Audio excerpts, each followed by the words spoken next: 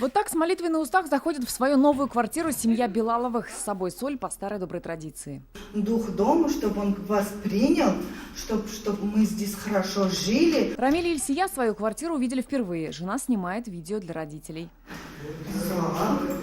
Дальше теперь. Муж в это время осматривает сантехнику. Воды нет, здесь тоже нет, здесь тоже воды нет. Наверное, кранчик надо где-то открыть. Квартиры сегодня получили 340 семей. Здесь участники программы соципотеки, 44 детей-сирот, 3 ветерана Великой Отечественной войны, многодетные семьи и врачи-грантополучатели. Нина Лебедева, вдова ветерана войны, уже думает о том, как будет обставлять новую жилплощадь. Очень хорошо. Я очень довольна.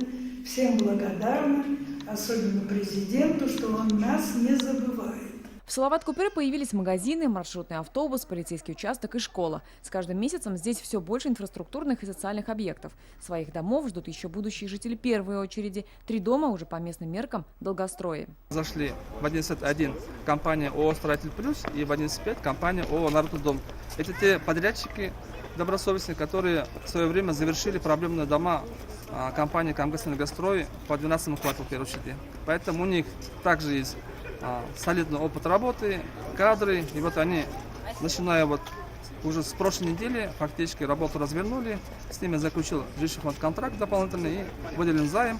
Соответственно, они на сегодня эту работу развернули. 11.3 из этой череды, который за ПСО остался, там реально остались мелкие замечания, которые необходимо доделать. А что касается второй очереди, строительство здесь продолжается. Здесь запланирован детский сад. 8 домов, которые сейчас возводятся, будут сданы к концу года. Альбина Слугараева, Ринат Сафин, ТНВ, Казань.